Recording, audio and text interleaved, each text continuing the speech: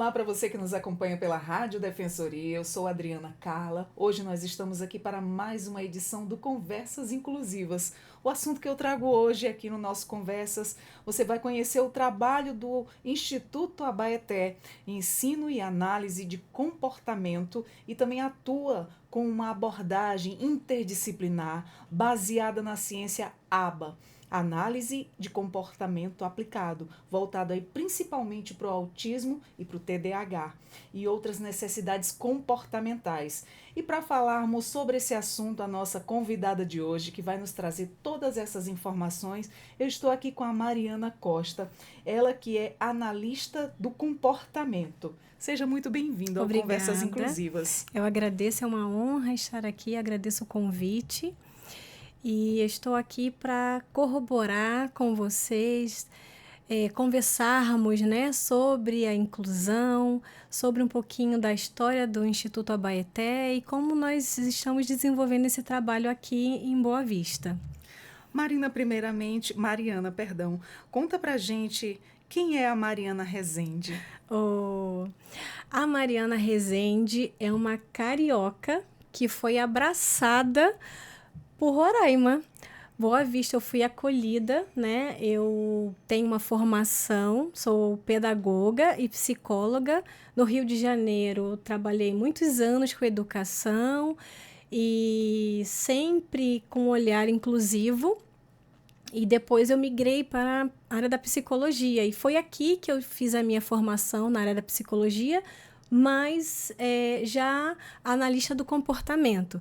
E a Mariana é essa mulher guerreira, né, que luta pela inclusão em todas as esferas, né, por políticas públicas inclusivas, com assentimento, com compaixão, com práticas assertivas e de qualidade. Que maravilha! E o que é a análise do comportamento aplicada, o ABA, né? E como é que ela é usada no trabalho do Instituto? Bem, a ABA é uma sigla em inglês, Applied Behaviors Analysis. A análise do comportamento aplicado é uma ciência, né, que estuda o desenvolvimento humano e que tem evidências científicas no tratamento de pessoas com necessidade de suporte, mas não só pessoas com necessidade de suporte, mas com todo um público abrangente. Então, a aba você consegue aplicar em empresas, você consegue aplicar em universidades, você consegue aplicar na sociedade em geral, mas atualmente, né, e há muito tempo, você vem crescendo, né, o diálogo sobre a terapia ABA e sobre essa nossa prática, né, que tem essa construção estruturada, que tem uma resposta científica positiva no ensino de habilidades e diminuição de comportamento de sofrimento para esse público da neurodivergente. Porque assim, tanto se trata como de famílias e profissionais também ter essa qualidade, né? Sim. Tanto ali para ter esse conforto a mais, para atender, levando aí esse dia a dia desse acompanhamento, quanto para as famílias também, né? A vivência do dia a dia, tornar mais brando, porque toda vez que a gente leva os nossos para um atendimento, que vai evoluindo ali no dia a dia, com essa ajuda, com essa, como é que eu te digo, essa equipe interdisciplinar que é tão necessário para, assim, a necessidade de cada um, isso faz uma diferença tão grande. A gente consegue ver as diferenças numa criança que tem ali essas assistências para uma quando não tem.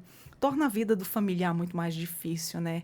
E quando essa criança é assistida, é levada para as terapias, é levada para os estímulos, a vida da família muda consideravelmente, se torna mais brando aí. E isso é muito imprescindível na vida de cada um. E quais são os principais públicos atendidos, né, pelo Abaeté em Boa Vista? Bem, o Abaeté, ele conversa com todas as áreas do desenvolvimento. Então, nós atendemos um público infantil, mas também adolescentes e adultos, né? A Baeté ele se organiza por horários, né, desses atendimentos e serviços. Então, eu tenho um público, né, que faz a terapia ABA, a intervenção precoce, mas também eu tenho esse público adolescente, adulto, que precisa dessa psicoterapia com base na análise de comportamento, focada em habilidades sociais, habilidade de regulação emocional, né? E também nessa prática da vida adulta, porque essa criança, ela vai crescer. Exatamente. E a gente precisa conversar sobre isso, né? A gente precisa conversar sobre a intervenção de adolescentes. Exatamente. Né? E desse acesso de políticas públicas inclusivas para esse público adolescente e adulto também. Com certeza, é um assunto que a gente, quando mães se reúnem, a gente fala muito nisso. Porque as pessoas enfatizam muito a questão do diagnóstico aos atendimentos ali, os primeiros atendimentos, né? O atendimento precoce, esse acompanhamento. Ninguém está falando muito sobre a adolescência, que é uma fase assim que pesa muito, onde vai chegando a fase da puberdade. E a gente precisa desse suporte, dessa orientação, né? Eu, Sim. como mãe de eu fui muito bem orientada, graças a Deus, e graças a Deus, assim, estou conseguindo lidar com essa fase. E é uma coisa que você vai levar para a vida inteira. Então, você precisa de suporte para cada fase da vida. Sim. Então, essa família, quando a gente fala de um atendimento, esse atendimento com qualidade, de intervenção precoce, mas ela é continuada. Exatamente. Ela é continuada. Então, essa equipe, ela vai mudando, porque é também importante falar sobre isso, o escopo de competência. Então, cada profissional, ele vai ter a expertise para trabalhar com criança, mas eu tenho um profissional especializado para trabalhar com adolescente ou com público adulto, mas é necessário porque são as fases do desenvolvimento. Então, para conversar sobre puberdade, foi ensinado educação sexual lá na infância, sobre o conhecimento do corpinho, sobre como se proteger, ainda mais nesse público que precisa muito dessas habilidades, tanto para poder se conhecer, para se proteger também de predadores. A gente vê aí a internet, Sim. né? Então, tá cada dia ficando pior, tá né? cada dia ficando pior, e não deixar chegar nessa fase para poder trabalhar determinados assuntos. Então, quando eu falo de ensinar habilidades colaborativas, de ter iniciação, de ensinar o seu filho a resolver situações, já não é mais uma criancinha. Então, assim, que eu sempre oriento a depender, não infantilizá-lo, né? Então, tratá-lo como adolescente, ele é um adolescente, e não infantilizá-lo para que ele também possa se desenvolver nas suas necessidades e se conhecer. Então, dá oportunidade para que ele possa resolver os conflitos, mas sempre mediando ali. Mas chega uma fase onde esse adolescente, ele precisa fazer o seu núcleo, os seus amigos. Então, não dá para poder sempre intervir nesse processo. É necessário ensinar para que ele também consiga galgar. Quando a gente também fala de autismo, a gente sempre vem junto a questão da quebra da rotina, né? Sim. E uma metodologia muito interessante que eu já tinha comentado com você é o ABA, Sim. né? E como mãe, há 16 anos atrás, quando eu fui buscar me informar sobre essa metodologia, eu ainda estava a pequenos passos, e realmente eu acho que o pouquinho que eu fiz, sem não tanta informação de um profissional, que o profissional é um profissional, né? Às vezes eu digo, quando uma tática dessas bem aplicada funciona na vida das pessoas como um verdadeiro milagre, né? Tem assim aquela evolução tremenda, né? Imagina ali ao pé da letra com uma pessoa que se especializou para aquilo ali. Então, como é que funciona? Para quem não entende o que é a metodologia ABA, né, dentro desse mundo neurodivergente, como é que funciona a prática, né, e o acompanhamento de uma criança com autismo dentro da metodologia ABA? Explica para a gente. Pronto. Bem, como é um diálogo, então nós estamos aqui para poder conversar e aprender. Não, o primeiro ponto é desmistificar a questão da análise do comportamento do ABA, né? O ABA, ele não é, muitos acham que é uma metodologia, não é um método, é uma ciência que tem uma base científica, filosófica, experimental, que ela vai se estruturar em diversos ambientes, tanto um ambiente clínico, quanto um ambiente escolar, domiciliar. Atualmente nós vemos muitas pessoas falando, a intervenção só deve acontecer no ambiente clínico. Não, gente. O ABA é para a vida. E quando você tem um profissional qualificado que vai entrar, vai avaliar, vai montar um programa com essa família, com esse pai, com essa mãe, para que ele possa se desenvolver em diversas esferas. Às vezes a mãe já está fazendo ali, ela só precisa de uns toquezinhos de como fazer esse aluno, esse paciente ou esse filho desenvolver cada vez mais. Então, o que a gente faz? O que a ABA pode promover? Ela pode ensinar uma criança a ter autonomia de tomar seu banho sozinho, de pentear o seu cabelo. A gente tem questões sensoriais, né? De escovar o seu dente, de fazer a sua tarefa de casa, de ajudar a fazer as habilidades colaborativas em casa. Ela pode ajudar na comunicação, não só a comunicação verbal, mas a comunicação social e afetiva. A ABA pode ajudar também no ensino de habilidades de grupo, de seguir regras. Ele é bem amplo, né? Ele é bem amplo, é bem flexível. E a gente pode ensinar também habilidades de flexibilidade. Então, a ABA é um leque de possibilidades que vai se construindo junto ao desenvolvimento daquele indivíduo ao longo de sua vida. E para cada fase tem as suas estruturas e as suas intervenções. Inclusive, quando eu tive assim uma noção bem básica, mas assim, longe de saber o que um profissional sabe. Mas é como essa questão também que eu sempre enfatizo. A gente, como mãe, aprende muito a lidar com eles mesmos. Sim. E aí eu tinha sempre essa questão da quebra da rotina, era assim, desesperador. Sim. E aí eu fui lendo um pouquinho. Naquele tempo, há 16 anos atrás, a gente não tinha essa facilidade do celular na palma da mão, tirando foto de tudo quanto é lugar que você vai. Sim. Né?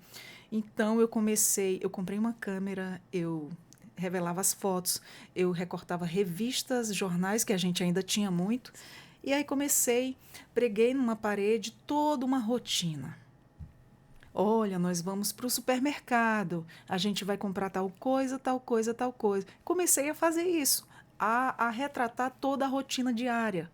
E se mudasse, nossa, era complicado. E eu vi resultados a partir daí, porque eu percebi uma coisa na convivência do dia a dia, que ele não gostava do inesperado, ele não gostava daquilo do desconhecido. É tanto que quando chegava em um determinado local, saía andando tudo, entrando, adentrando tudo, porque queria conhecer aonde eu estou, eu quero saber onde eu estou. Aquilo era muito para ele, né? A quebra da rotina. Então eu vi uma diferença muito grande, assim, pelo pouco que eu pude fazer.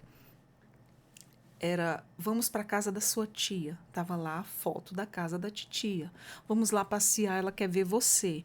Então eu notei que com esse método aí que eu comecei a fazer, logo de início, onde era a fase que eu tive mais problema com essa quebra de rotina, e que veio dando certo, veio diminuindo, porque quando saía para um lugar desconhecido e não se falava nada, às vezes era uma coisa apressada na vida corrida, e tinha desregulação total. A insatisfação desregulava e ficava todo mundo assim, agoniado, né? Aquelas crises vinham e aí com essa metodologia isso veio mudando, até que já foi largando ali a forma visual e o conversar já foi entrando. A explicação já foi entrando. Isso entra, né, nesse método do ABA. Sim. A rotina ela é fundamental. É muito importante. A família, quando ela... Eu digo assim, olha, a família é o primeiro ponto. É quem convive ali. É a parte mais importante da intervenção no progresso, é a família. Então, não podemos delegar essa responsabilidade do sucesso de uma intervenção só naquele ambiente clínico, mas é necessário esse diálogo para que a gente possa trabalhar. Olha o que a senhora fez, uma rotina. Então, o que nós vamos fazer? Continuar nessa rotina, fazer história social, colocar pistas visuais, até que vai diminuindo o tipo da dica para que ele possa cada vez mais ter autonomia, independência e a previsão. Não é assim? A gente não gosta de receber previsão da nossa rotina? Exato. Como é que eu vou ensinar aquela criança a ser flexível, a ter práticas com assentimento, compaixão, se eu não pratico isso? Então, eu preciso ter práticas respeitosas também. Olha, nós vamos ao médico, tá bom? Olha, nós vamos ao médico, o nome desse médico, nós vamos fazer esse exame, é importante. O que vai acontecer lá? Vai acontecer isso, isso, isso, isso. E vai dando a previsão. O que nós fizemos? Além de dar previsão, ele está sendo ouvido. Eu tô comunicando a ele. A gente quer que a criança se comunique, só que a gente não comunica. Então, é importante que a gente avise. Se você está num evento, dê a previsão quanto tempo que você vai ficar naquele evento. Olha, nós vamos ter um evento, nós vamos ficar tanto tempo nesse evento. Tudo bem? Tudo bem. Acontece que muitas das vezes a gente está naquele ambiente, vamos embora, e aquela criança se desregula porque ela não foi informada. Né? Então, no ambiente escolar também, se vai ter um evento, se vai ter uma festa, nós tivemos aí o Dia dos Pais. Não deixa para poder ensaiar 3, 4 dias antes. Dê a previsão antes, aproveita o calendário, se vai ensaiar, se vai fazer algum ensaio, se vai ter alguma peça. Avisa antes. A música também, qual é o tipo da música, o barulho. Até aquela questão para as crianças que têm hipersensibilidade auditiva, né? Exatamente. Isso é muito complicado e tem que parar para pensar nessas questões sempre, né? Sempre. Então, analisar quantas pessoas vão estar presentes, como que eu vou organizar esse barulho, sempre pensando em incluir aquele estudante no ambiente. Ele consegue, ele é capaz, mas ele precisa desse olhar. Ele precisa que seja analisado, porque todos nós, a gente, no século XXI, 2025, né, essa informação sobre o autismo, sobre os sintomas do autismo, nós falamos todos os dias sobre a dificuldade na comunicação, não só essa comunicação verbal, mas social, afetiva. Nós falamos sobre necessidades de suporte, de regulação sensorial. Falamos sobre a questão de isolamento social, das estereotipias. Tantos sintomas nós falamos, mas e na nossa prática? Nós estamos agindo? Quando a gente tem um aluno que tem hipersensibilidade sensorial a cheiro, a luz, a som, isso é colocado num ambiente de sala de aula. Eu sei que é difícil, eu sei que é delicado, mas é necessário conversar sobre isso, principalmente nos grandes eventos. É necessário que a gente também tenha estruturar a escola. A gente não pode viver do faz de conta. Exatamente. Né? Porque os resultados, eles vêm. Isso. Né? Então, uma dica que eu posso dar, né, sempre, por exemplo, lá no Instituto Abaeté, eu já deixo uma caixa com os abafadores.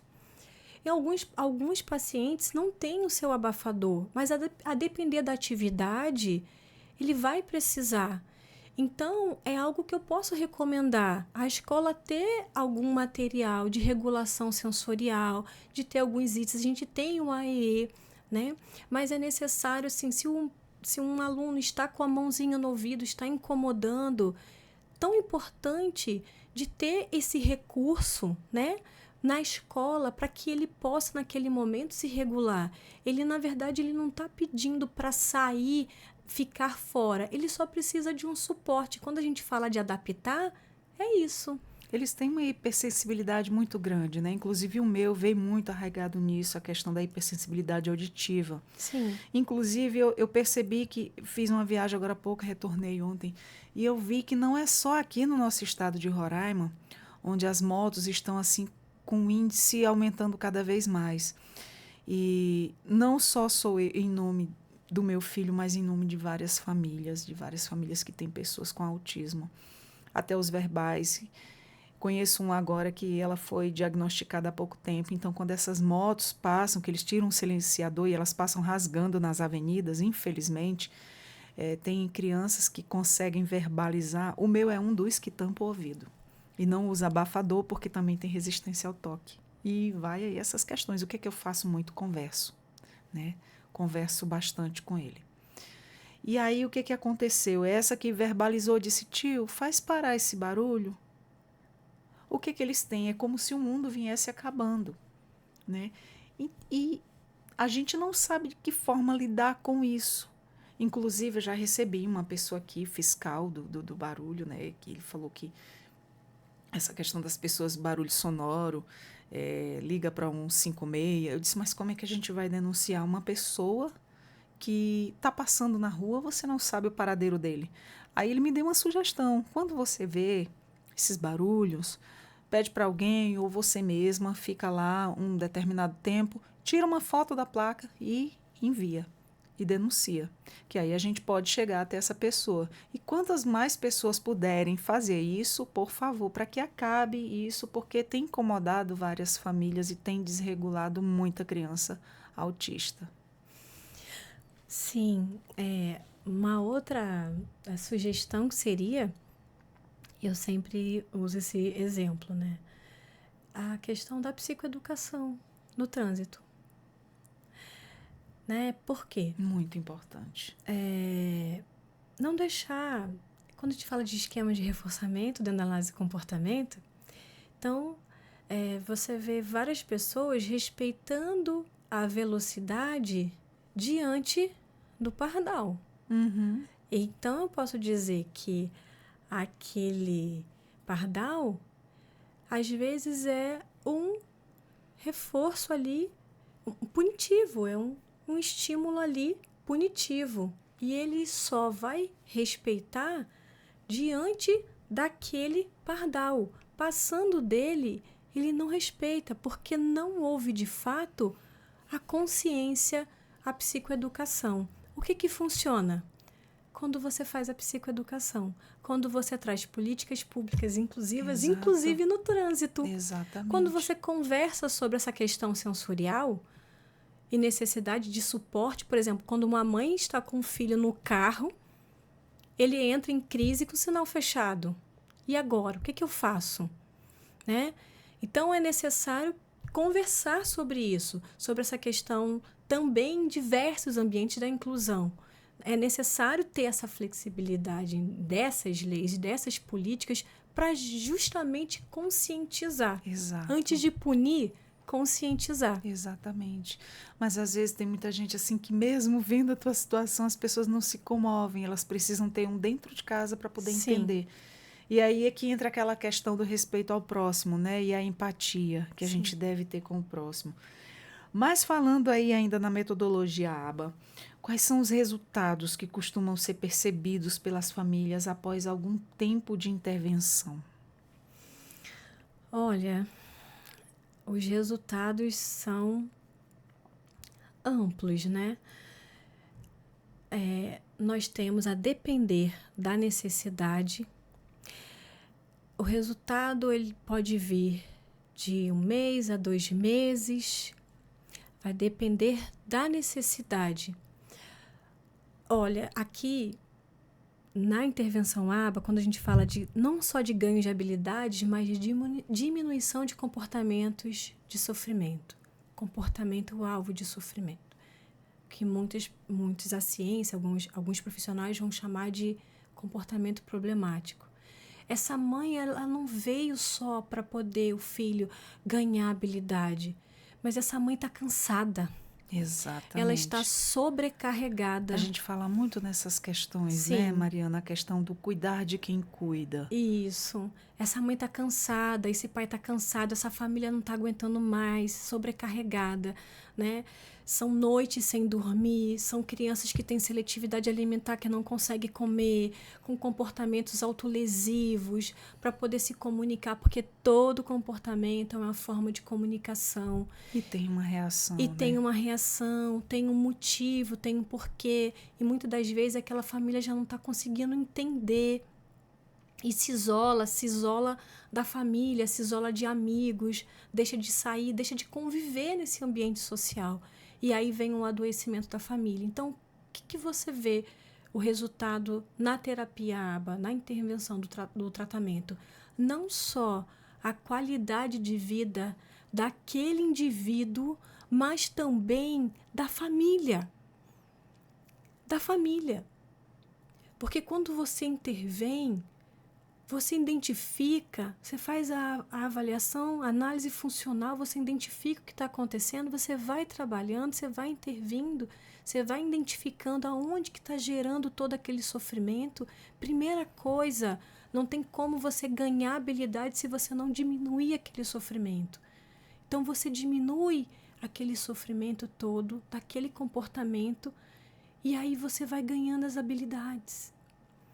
E ele vai evoluindo, então cada vez mais vai diminuindo toda aquela angústia, todo aquele sofrimento e vai ganhando habilidade. E aquela mãe, aquele pai, e aquela avó, aquele tio, aquele irmão, ela volta a trabalhar, ela volta a estudar. Aconteceu comigo. Ela vai viajar. Por conta desse tratamento. Então, o que você vê, Mariana?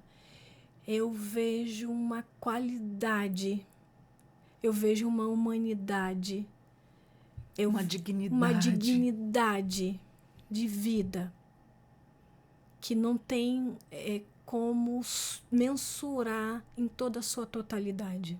Exato. Eu chamo como verdadeiros milagres, porque coisas que a gente, por exemplo, por mais que seja uma mãe, um pai carinhoso, quem está ali à frente, né, de linha de frente no cuidado com a sua criança em casa, mesmo você aprendendo a lidar com ele, com as necessidades dele, a gente precisa desse suporte profissional. Ele é imprescindível na nossa vida e faz, assim, mudanças consideráveis.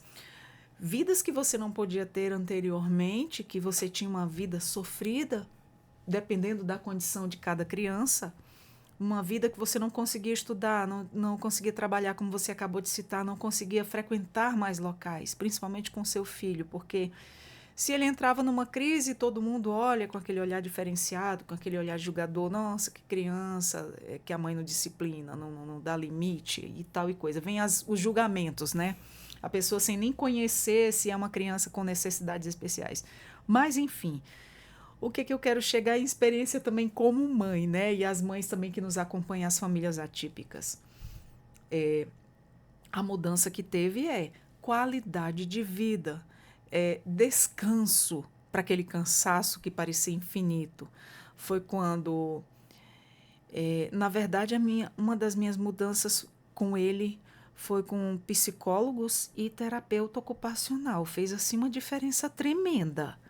Né? Ele já fazia terapia ocupacional com uma pessoa e o que acontecia? Eu madrugava noites, como tem muitas mães, viu? Eu sei que tem, que muitas se reuniam comigo e já trocavam esse feedback muito parecido. Então, as mães que têm dificuldade de cortar a unha, dificuldade de cortar um cabelo. O cabelo do meu filho chegava a esse tamanho aqui e ele não crescia para baixo, era para cima mesmo. Sim. E aí eu não conseguia cortar, eu passava noites, madrugadas cortando. Quando chegava nessa região da hipersensibilidade aguçada mesmo, ficava igual o cabelo do palhacinho, aquele monte de cabelinho aqui e aqui tudo cortado. Tive que aprender a cortar. Então isso me levou noites e noites de sono, porque eu não podia deixar aquele cabelo daquele tamanho, né? O cabelo dele é bem enroladinho. Sim. E dava umas caspinhas. E ali você não podia higienizar, não chegava até o final, né? E aí disse, não, tem que cortar. Gente, tem que cortar. E as unhas, que ele gostava de brincar com terra, ficava suja de terra. A pessoa vê, a gente pensa logo no julgamento das pessoas. Sim. Ai, que mãe relapsa, que mãe que não cuida do filho. Então, a gente fica com medo, preocupada com isso. Mas não, era uma questão minha mesmo, de manter a higiene dele, manter ele saudável, assim como muitas também. E era uma dificuldade. Quando nós mudamos de terapia ocupacional, de terapeuta, gente, eu disse, isso é um milagre. Dentro de uma semana, sem brincadeira nenhuma, as mudanças começaram a acontecer. Relatei como é que eram as minhas dificuldades com ele e tal. E, gente, foi incrivelmente em menos de 2 semanas, numa semana ele já estava permissivo, né? Lógico, achando ruim, que é deles, mas deixando, permitindo. E até hoje eu consigo cortar o cabelo dele. Hoje eu já comprei maquininha, ele já deixa eu passar a maquininha. Excelente. Hoje ele deixa eu cortar a unha dele. Ele não deixa eu limpar o umbigo ainda. Às vezes ele dormindo, eu coloco um óleozinho, tiro aí, passo ali um cotonetezinho e limpo. Mas ele... Nossa, isso me levava noites de sono para concluir essa higienização do cabelo, das unhas. E tinha um sono leve. E quantas mães passam por isso, né? Por essas dificuldades. Então, através do atendimento, eu tive qualidade de vida, tanto para mim quanto para ele. A higiene dele e as minhas noites de sono foram poupadas. Quando eu relatei isso para ele, ele ficou super emocionado. Ele disse, é tão bom ouvir esses retornos, de saber que o trabalho da gente está fluindo efeito, e que você também pode compartilhar com outras pessoas, que isso funciona. E realmente, assim, eu disse, você fez milagre. Que milagre você fez? Me conte. Ele disse, dei muito amor. Eu disse, eu também dou, mas você usa as suas técnicas, né? Então, isso, assim, foi maravilhoso. Foi eu falando aqui para você, não tem nem um quarto do quão foi grande na nossa vida essa atitude, essa mudança, né? Me poupou noites de sono, esse trabalho maravilhoso. É o que, assim, a terapia ocupacional, tanto a fonoaudiologia, todos os serviços de nutrição, todos eles juntos, nossa, formam um corpo. Com certeza, atendendo a todas as necessidades. Isso, então quando nós temos uma equipe multidisciplinar que integra e comunica, que conversa sobre o caso, que fala e um completa o trabalho do outro, sem aquela questão, esse é o meu trabalho, esse é meu campo, mas todos juntos pelo paciente, pela família, todos só têm a ganhar. Com certeza. Então, ganhos de habilidades para alguns são tão pequenos, né? Cortar uma unha, cortar um cabelo, mas a gente faz uma festa. Sim. Quando desfralda, quando usa o banheiro sozinho, quando consegue trocar uma roupa, né? Às vezes escrever, porque tem um impacto sensorial do lápis no papel. São tantos ganhos, são tantos trabalhos que é realizado no dia a dia. Tem aquela questão com texturas, tudo isso. Tudo né? isso. Mas, além de tudo, o que eu digo também, junto com as minhas colegas terapeutas ocupacionais, que eu tenho grande estima e respeito, e aprendo com elas, né, sempre. Respeitar a quantidade de estímulos.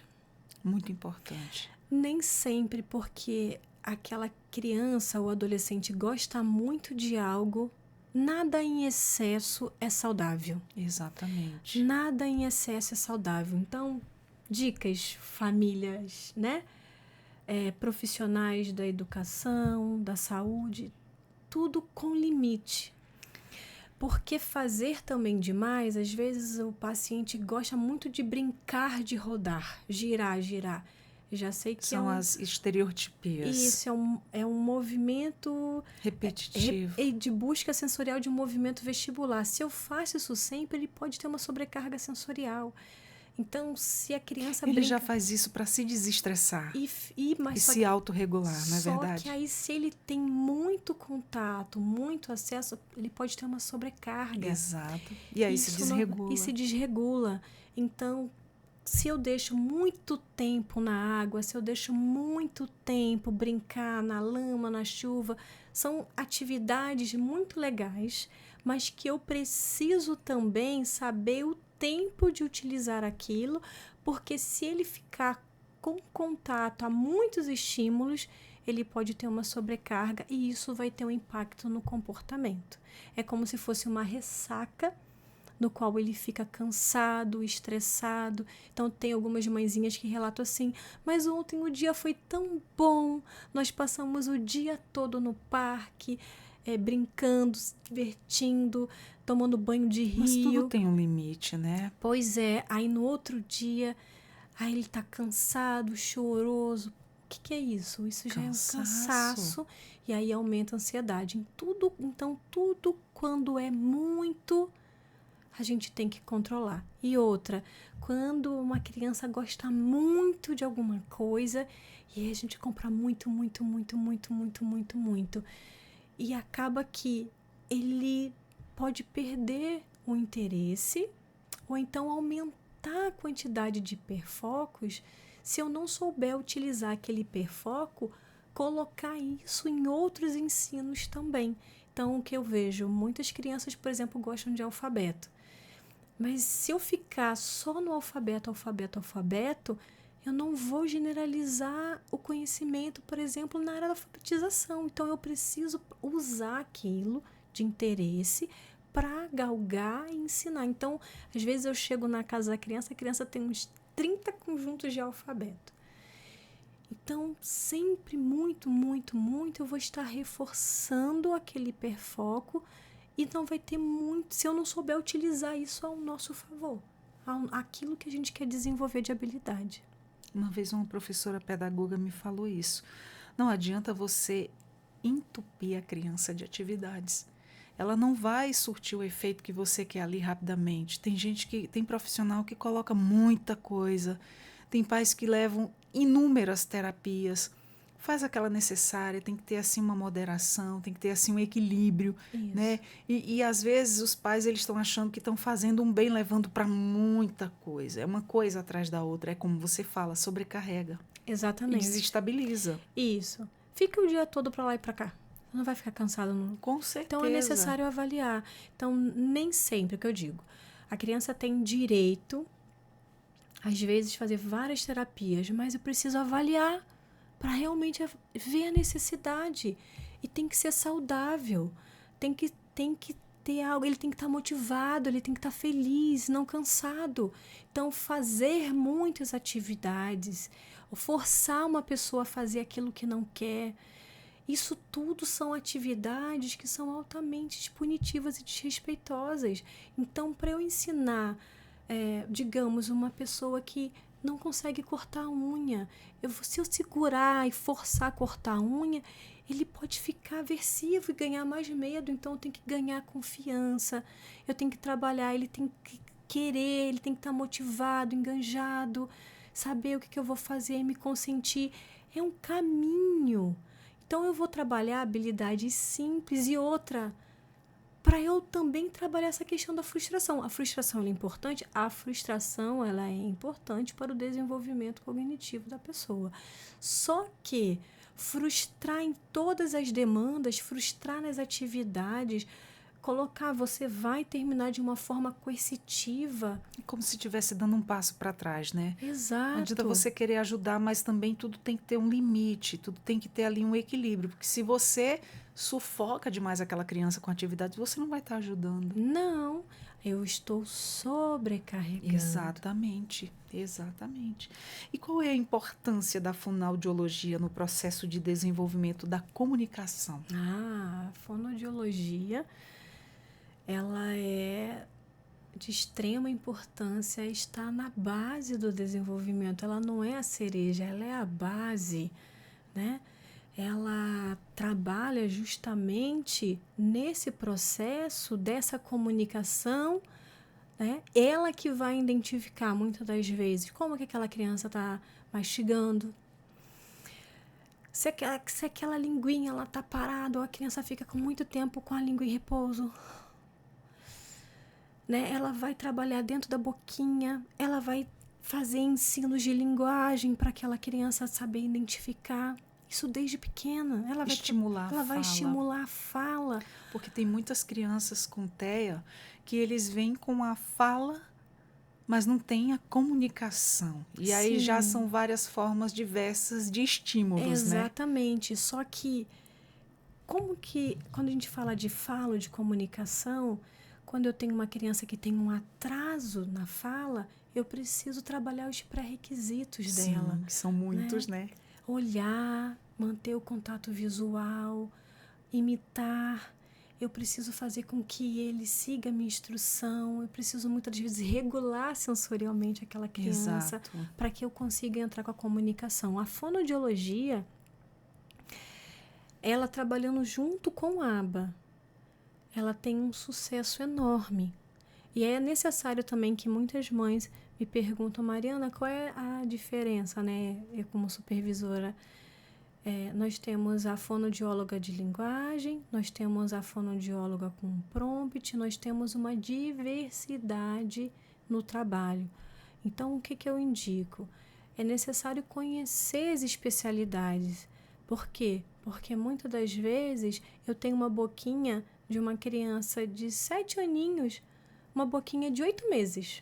Aquela boquinha parada que não foi trabalhada, aquela bochechinha, aquela boquinha caída, a linguinha parada, e eu preciso trabalhar nessa boquinha. A fonoaudióloga, ela vai avaliar, ela vai intervir, ela vai trabalhar nessa boquinha. Ela vai trabalhar a comunicação alternativa, ela vai inserir formas de se comunicar.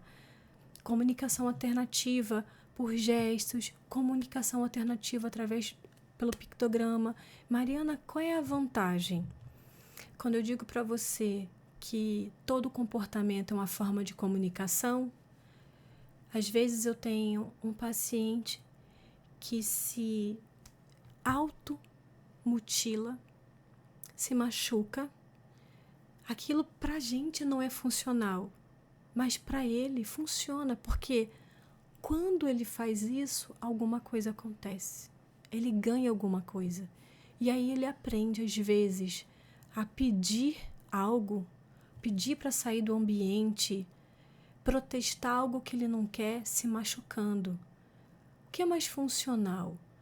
Deixar aquela pessoa se machucando para ter essa comunicação expressiva ou colocar de uma forma funcional para ele me indicar algo que não quer? Então é isso. Então a fonoaudiologia ela vai entrar para justamente trabalhar nessa comunicação funcional. É imprescindível, né? Fundamental. Principalmente para eles que vêm com essa comunicação já aí com muita dificuldade. Sim. Muita dificuldade mesmo. E esse é o tabu que a maioria das famílias enfrentam. A questão também, nossa, é como se você tivesse um eterno bebê quando não tem a fala, né? Como você diz, eles, de certo modo, eles expressam aquilo que não está do agrado, aquilo que está incomodando, Sim. né? E, de repente, quando vem aí o trabalho juntamente com a fonoaudióloga, para ela tentar detectar o que está incomodando aquela criança e que, de certa maneira, ela estimule ele a falar ou a se comunicar da maneira dele, né? Porque depende muito, muito, muito aí de cada um. Cada um é cada um. E aí, no caso do meu, ela falou, sempre deixe as coisas em dificuldade para ele não pegar. Porque daí ele vai ou apontar ou vai falar para você o que ele quer. Sim. Né? Dependendo aí da situação de cada um. Então, aí, é tanto que eles têm aquele momento com as crianças no atendimento, como também passam aí um direcionamento para os pais em casa, de como a gente deve agir. Isso é muito importante, dar aquela continuidade, já que somos nós que estamos convivendo mais tempo ali, né? Exatamente.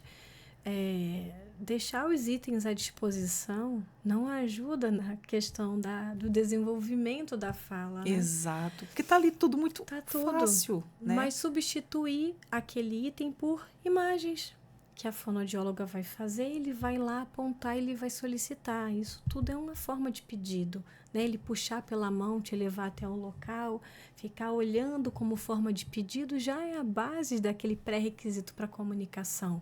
E o que a fonoaudióloga vai fazer? Ela vai refinar esse pedido. Interessante. Ela vai refinar esse pedido.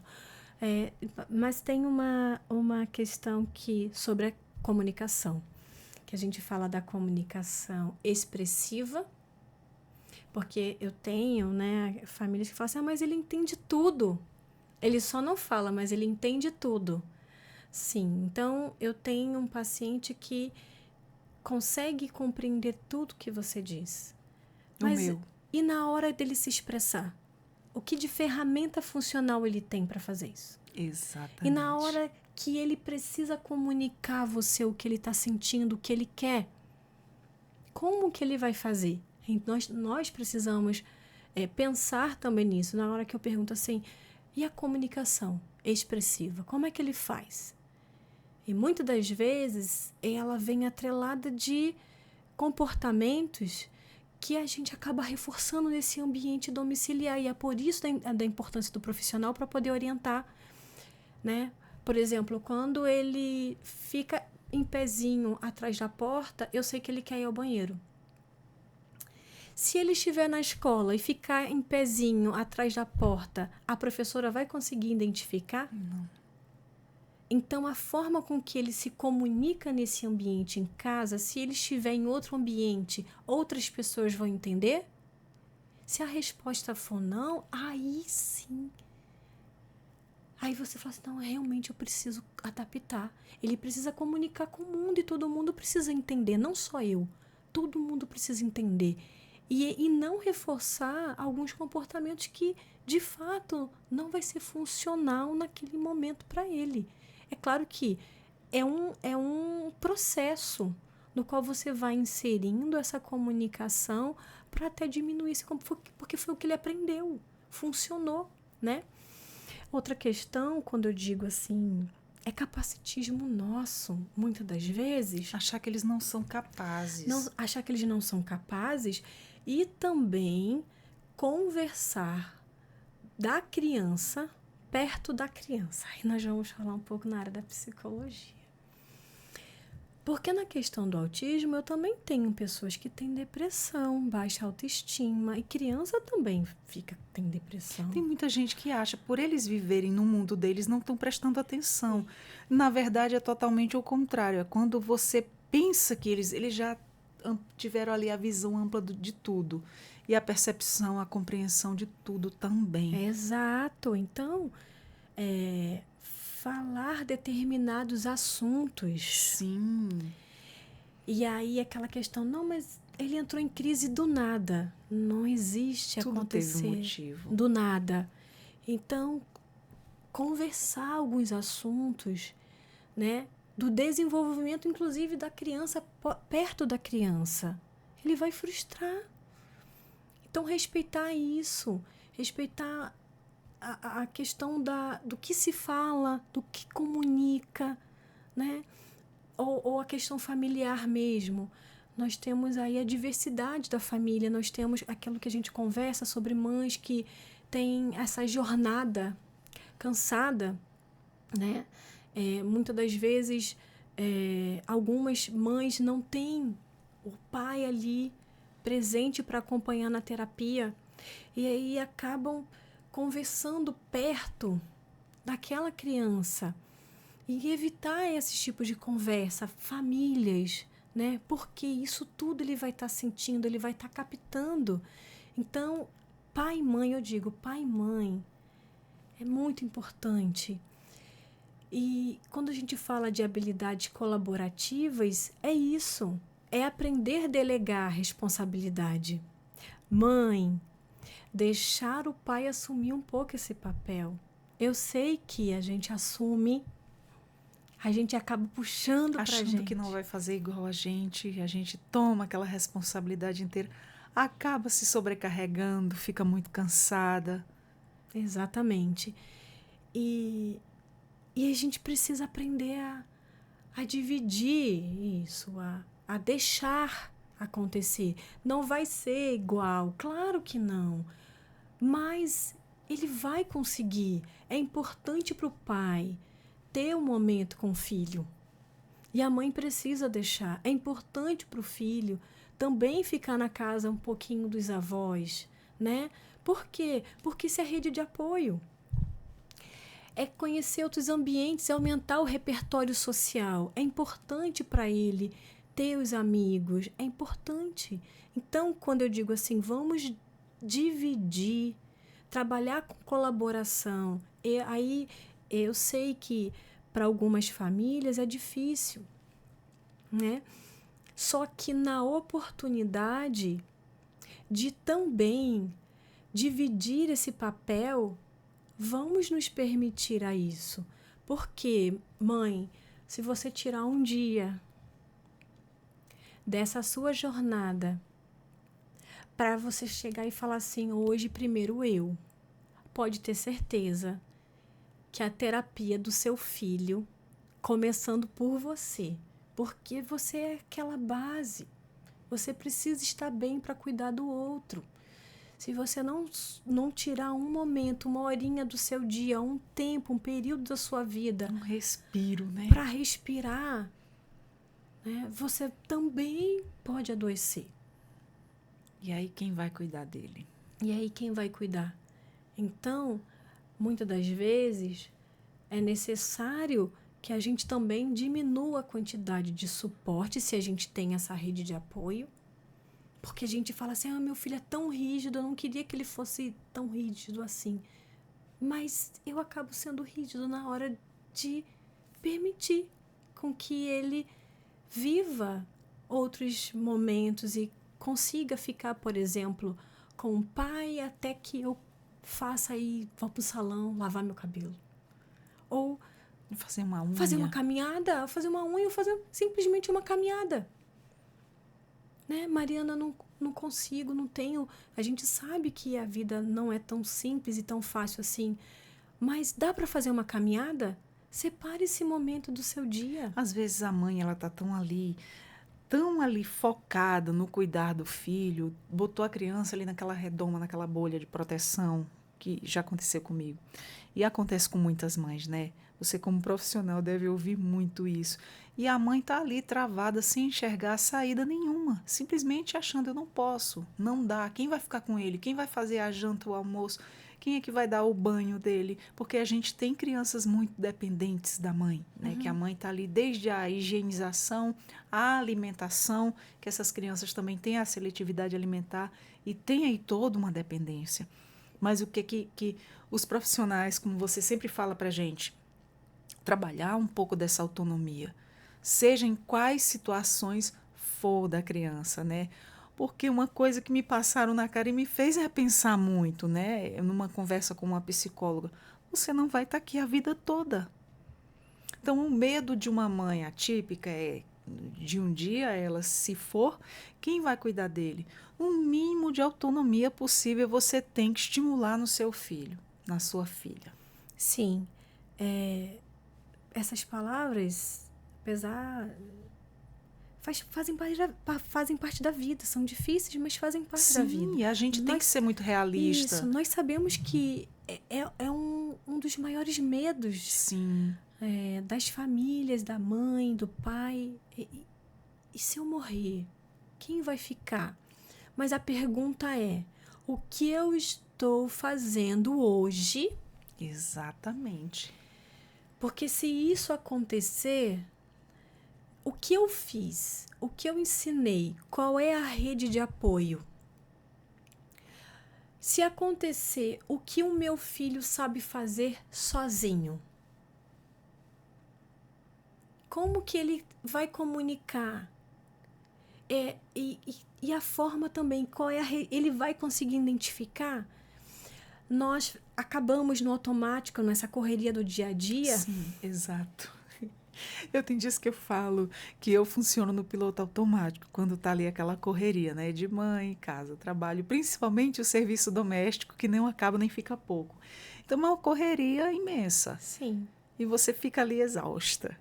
E aí entra essa questão, né?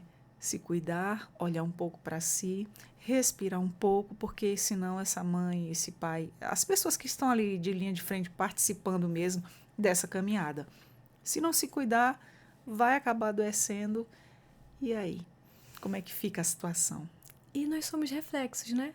Se eu quero ensinar um comportamento para o outro e se ele vai imitar, então ele vai me ver estabelecendo esse momento de autocuidado. Como que eu quero ensinar habilidades de autocuidado para o meu filho? Se eu não estou fazendo comigo? Eu não estou fazendo. Exatamente. Como que eu quero ensinar que ele seja flexível e colaborativo se eu não estou fazendo? Como que eu quero ensinar com que ele delegue e resolva conflitos se eu não estou fazendo? Então, esse ambiente acaba que, nessa correria do automático do dia a dia, a gente vai fazendo tudo. Eu quero que ele tenha iniciativa de lavar a louça, Se eu mas não deixo, eu se tô eu não fazendo, deixo. ninguém vai fazer que nem eu faço. Tô deixando aqui, ninguém vai fazer, tomo logo à frente e acabo Isso. fazendo tudo de uma Agora, vez. cadê o bilhetinho da rotina? Sabe? Exato. Porque ele Criar cresceu. regras. Ele não cresceu? Porque aquela rotina infantil de criança vai mudar, não vai? Ele muda.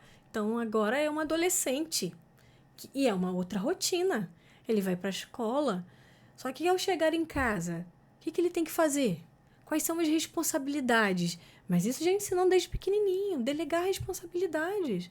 É jogar o lixo fora, lavar a Me louça, ajuda com as compras, tira do ajuda carro, com as enche a compras. garrafa. Para quê? Isso, então, a depender, quando a gente diga assim, e nem a depender, eu tenho pacientes que têm um suporte, né, elevado, que ajudam dentro de casa, que varrem, que tiram o lixo. São pessoas maravilhosas e são capazes de fazer. Mas para isso é preciso ser ensinado. Exatamente. Deixar Estimulado. estimulado, deixar fazer, estimula isso na criança.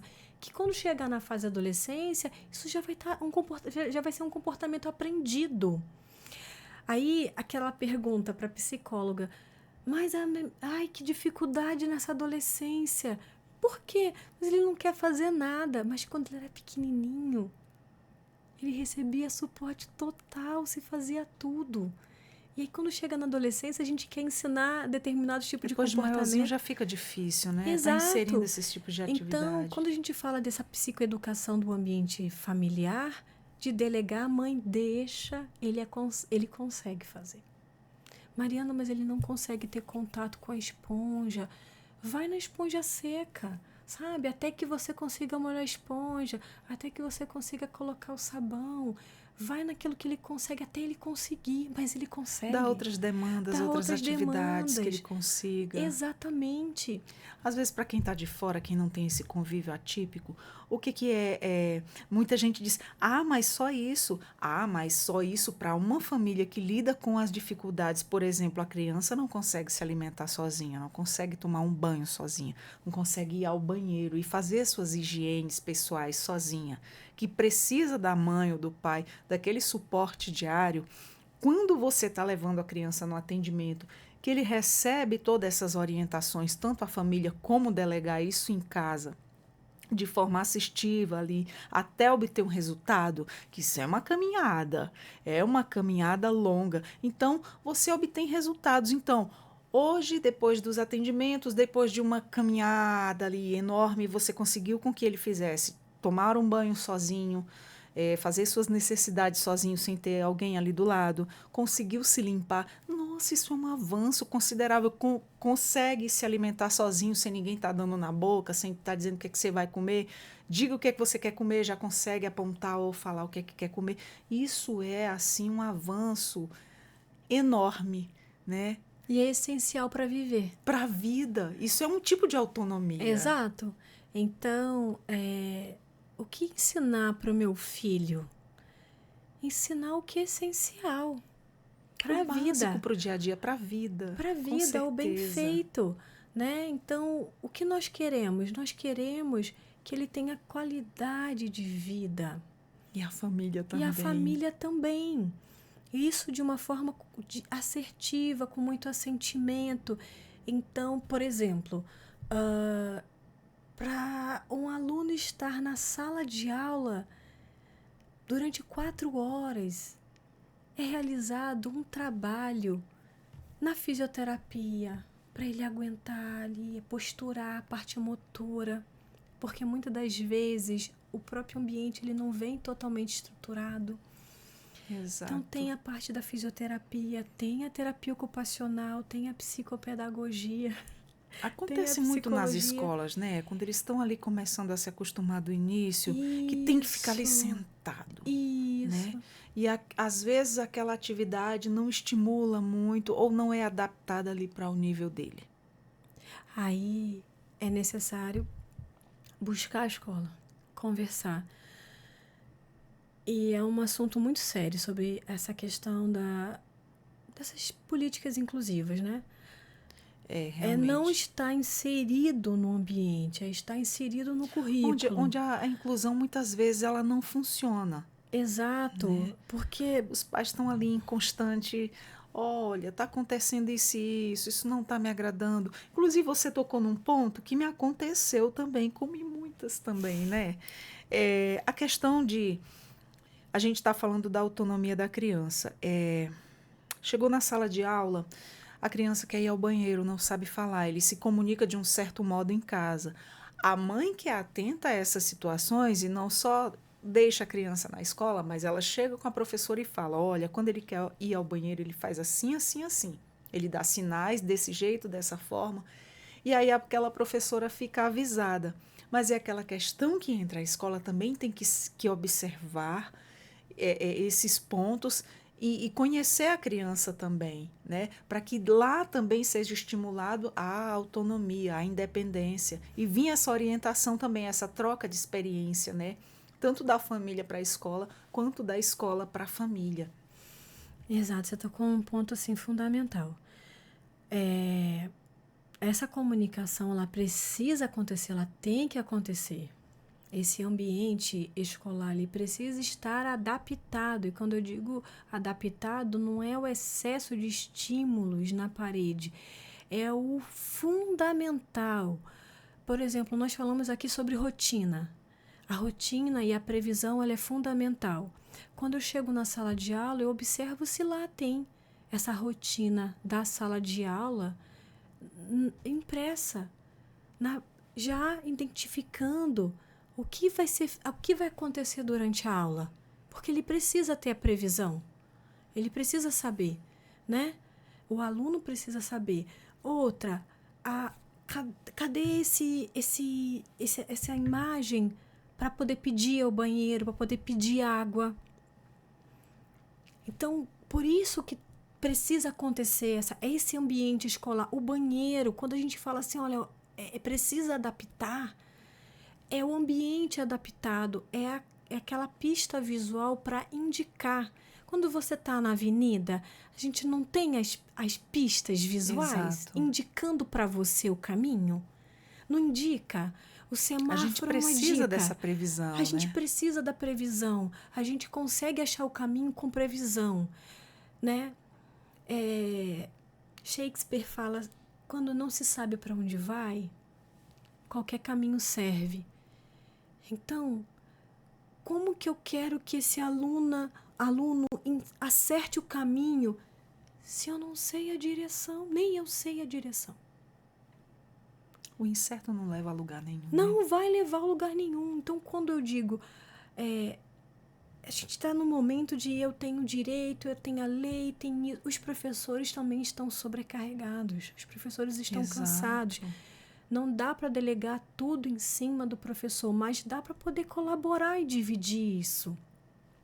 Então, comunicar ao professor, conversar e adaptar esse ambiente. Quando eu digo E adaptar... dar suporte, isso é muito importante, Exatamente. essa questão, né? E não subestimar esse aluno.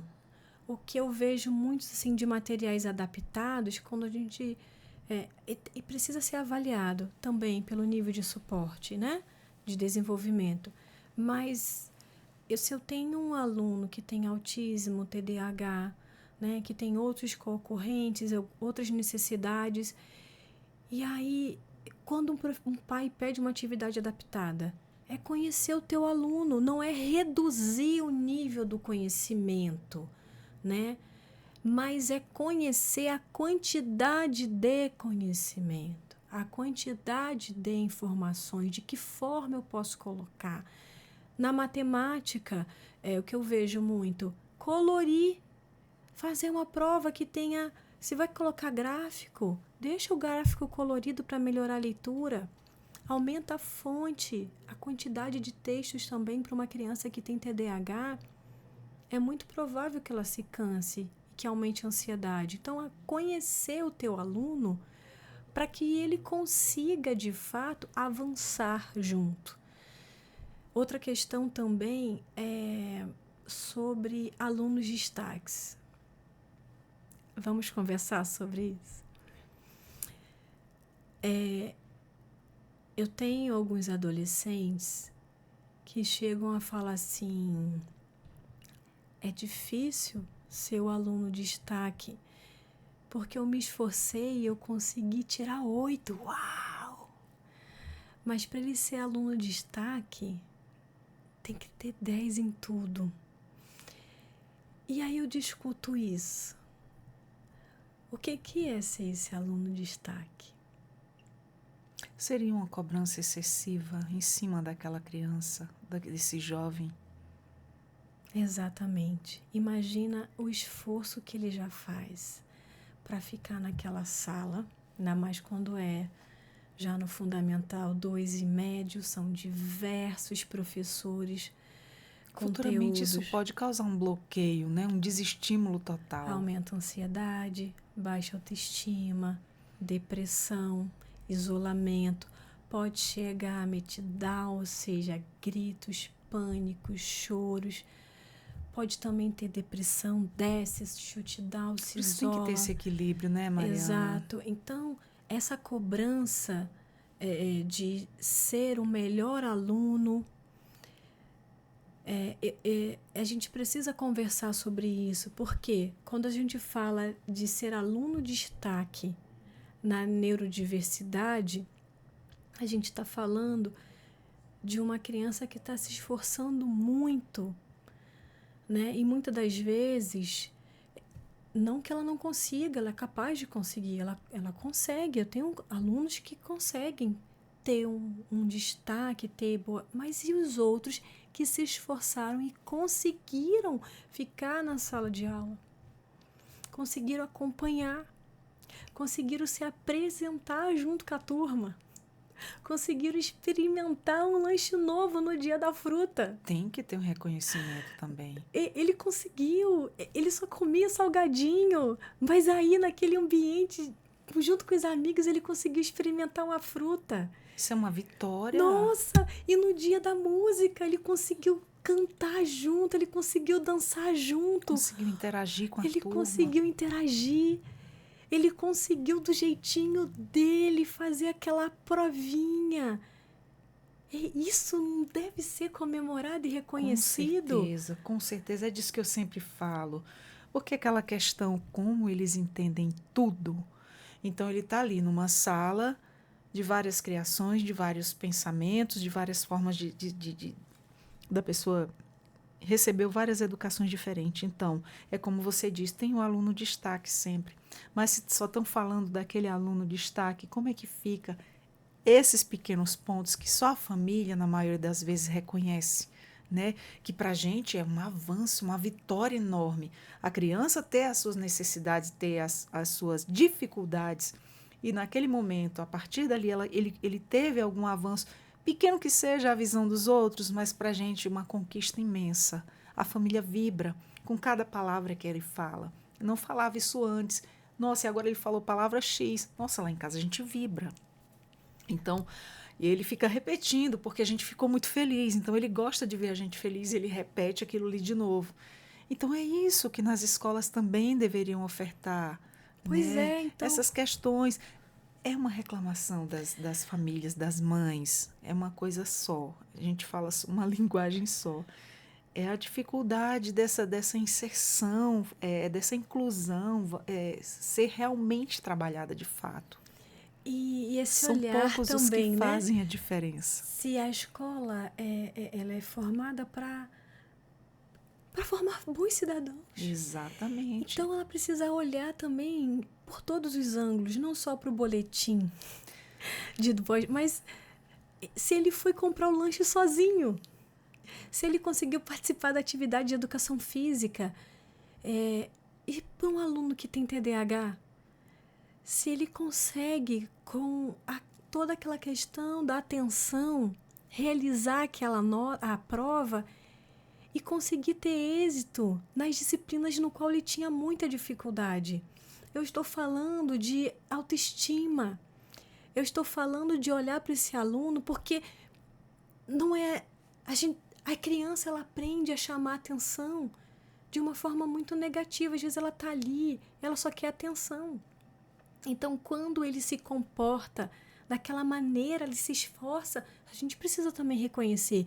E de que forma nós estamos reconhecendo isso? De que maneira nós estamos reconhecendo aquele aluno que, aos pouquinhos, nesse processo, ele está conseguindo, ele está se desenvolvendo. Então, qual é o nosso olhar? Qual é o parâmetro que a gente tem para estabelecer certos tipos de premiação que pode aumentar a ansiedade, a baixa autoestima, né? E até mesmo alguns pensamentos que podem trazer alguns prejuízos até mais sérios, porque ele pode se sentir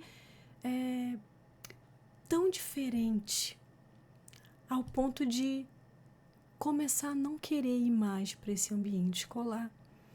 Então, quando eu digo assim, é necessário repensar as nossas práticas.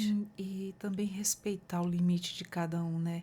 Nessa nossa conversa, eu tô vendo muito que a gente tem que ter o equilíbrio, nem para menos e nem para mais, que é fundamental realmente manter o equilíbrio ali em todos os âmbitos, em várias áreas ali, em questões da vivência do dia a dia, seja ela em casa, seja ela na escola, seja ela nos locais. Equilíbrio. Tudo assim, quando a gente vai falar de práticas com acolhimento, inclusão, ter esse olhar equilibrado, sensível, ler isso no ambiente, né? Porque se não houver isso, eu não vou estar dando uma oportunidade que ele se comunique com esse mundo. Eu não vou estar reforçando e validando aquele progresso.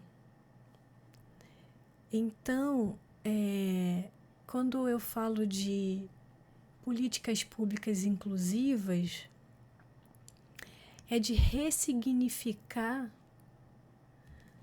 as nossas práticas. E outra, realmente capacitar os profissionais. Quando a gente fala sobre crises no autismo, né?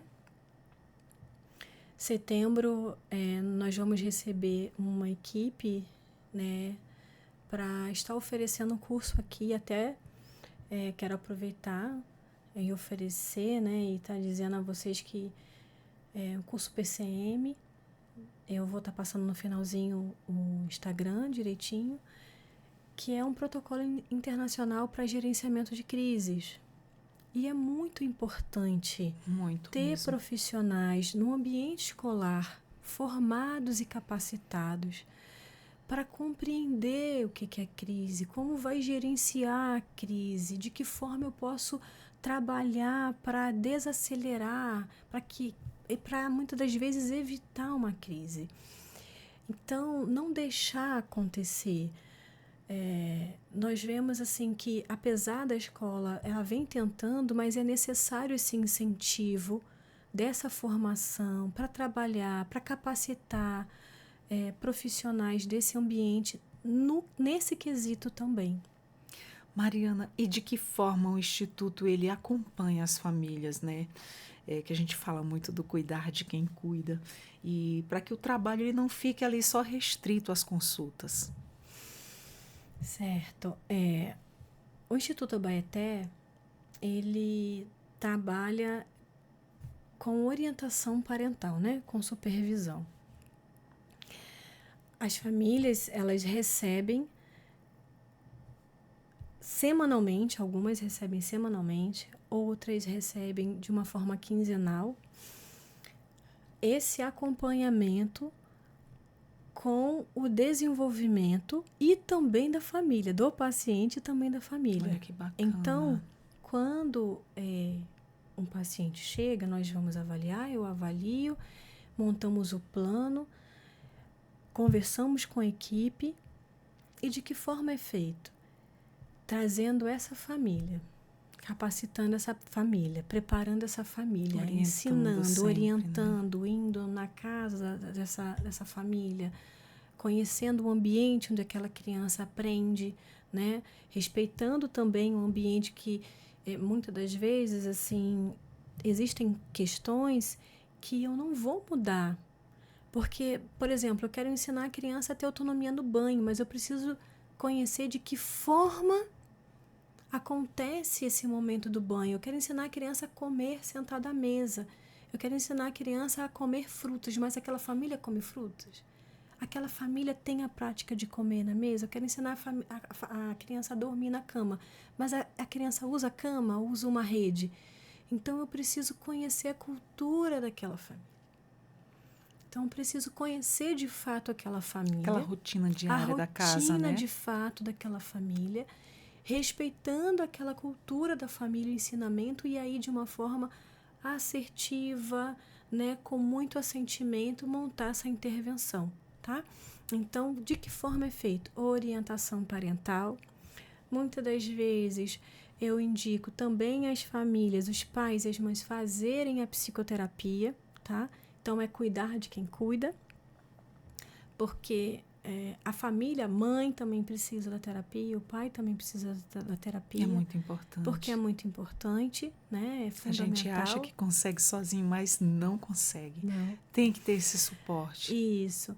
E também indo à escola, acompanhando também na escola com essa família o desenvolvimento. Então, o Instituto Abaeté, ele vai buscar conhecer aquele paciente nos ambientes onde ele se frequenta e se desenvolve.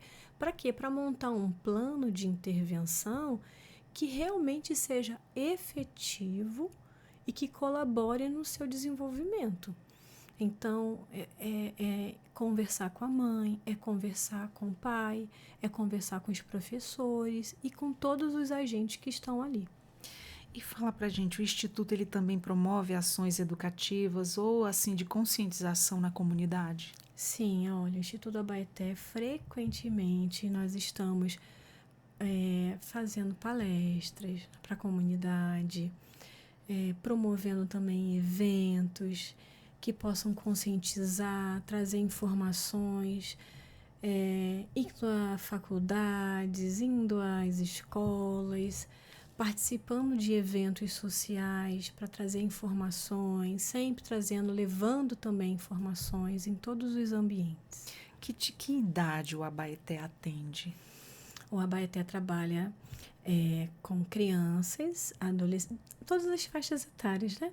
Então, que maravilha. Nós temos profissionais capacitados, né?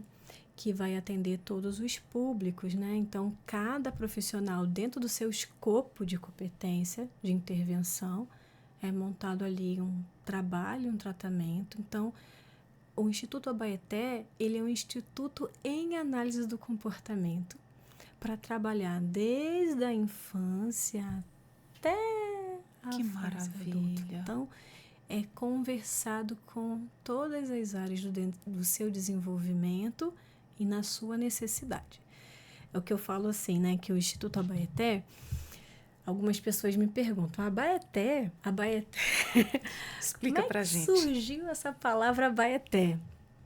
Então, como eu falei, eu sou carioca, né? E eu fui abraçada por Roraima, aqui em Boa Vista, fui acolhida e eu estava buscando, porque eu já cheguei já trabalhando, desenvolvendo pesquisas, escrevendo artigos para Roraima com relação a essas políticas públicas inclusivas. E aí veio no coração, comecei a trabalhar e comecei numa salinha, foi crescendo e logo virou um instituto. E eu buscando o nome que eu queria homenagear Roraima e também que falasse da terapia ABA. E aí veio o Abaeté, que já existe essa palavra, uma palavra indígena, que significa homem íntegro e de palavra verdadeira. Ele vai falar da integridade desse homem, da verdade. Então, quando a gente fala de práticas baseadas em evidências, quando a gente fala da terapia ABA, dessa verdade da terapia, é isso. É a própria verdade em si. daquele trabalho sendo desenvolvido, da integridade desse trabalho. Então, o Instituto Abaeté, ele trabalha, sim, com práticas baseadas em evidência, e ele busca de uma forma muito sensível, com uma equipe maravilhosa, eu sou suspeita para falar, com profissionais maravilhosos, essa inclusão. Mas que ela não aconteça só fora, mas de dentro para fora mesmo. Que maravilha. E para quem não conhece o Abaeté, fala para a gente o endereço, como é que está no Instagram para as pessoas estarem conhecendo o trabalho. Fora que o que a gente já conversou aqui, nossa, já foi assim uma super orientação de como faz acontecer lá. Isso, olha, nós estamos ali na Benjamin Constant, 968, no centro. Eu sou vizinha da chocolateria Brownie. E é uma rua bem assim, gostosa, tem Qual várias é o bairro? coisas. São no Francisco? centro. No centro, né? Isso, no centro, na Benjamin Constant. No Instagram é o Instituto de Ensino Abaeté. Se você for buscar... Tá azulzinho. Azulzinho, tá? Para me encontrar também, Mariana Rezende, @_, Mariana _ Rezende, né? E pode entrar em contato, mandar mensagem, que nós vamos estar tendo maior satisfação em receber. Que maravilha, esse suporte a mais que a gente tem, quem bem souber, vá lá conhecer as condições. Tem muita gente que, por enquanto, né, Mariana, ele é particular, né? Sim. Mas aí a Mariana, ela sempre está lutando por políticas públicas, né? Até ter um dia em que possa aí ofertar para muitas pessoas que... Às vezes a pessoa fica com medo, nossa, será que é muito caro para mim? Será que eu consigo? Mas vá lá, faça uma visita e conheça, né?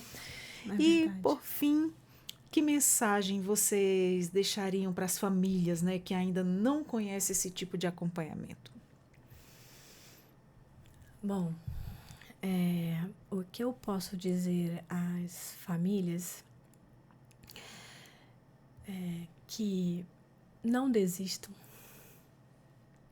busquem informações,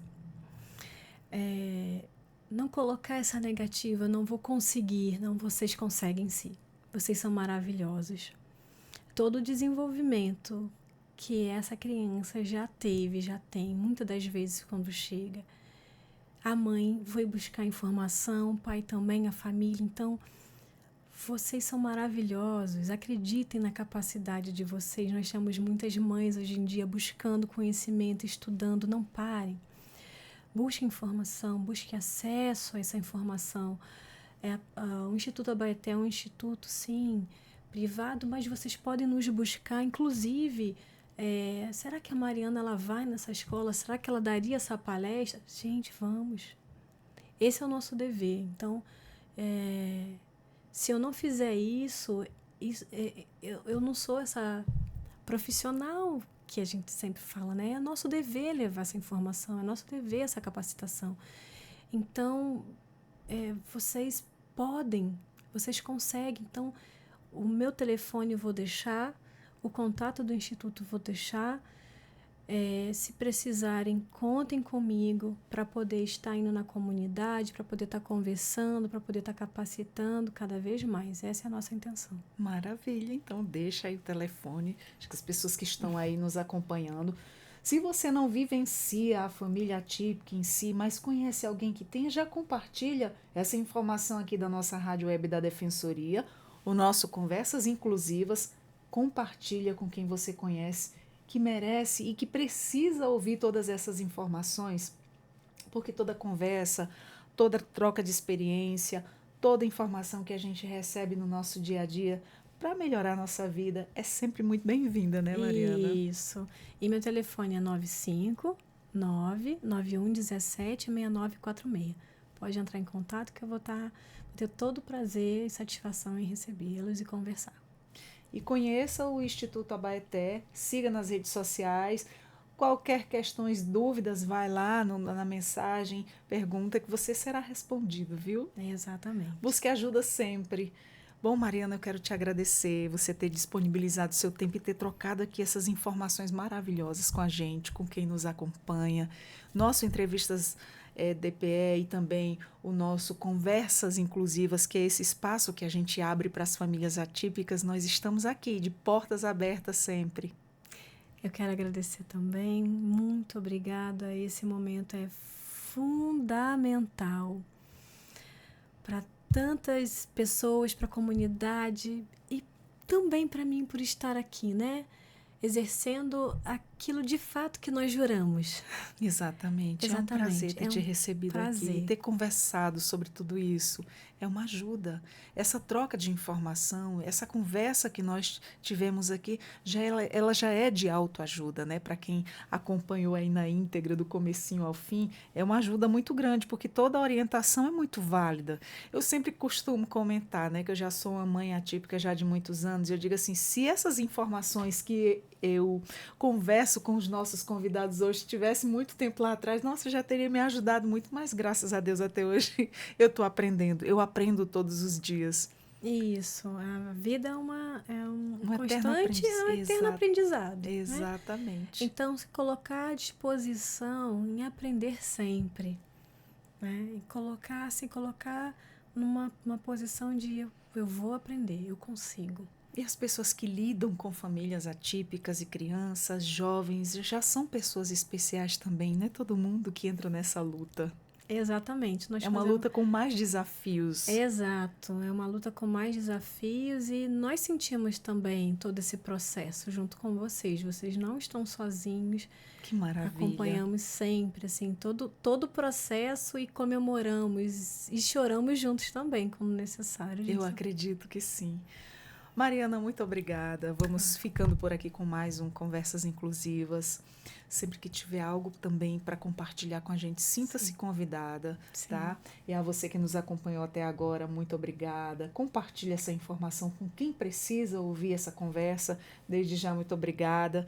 Nós conversamos com a Mariana Rezende, ela que é psicopedagoga e também analista do comportamento. Você viu que essa profissional incrível que abraçou essa causa, né, das famílias atípicas.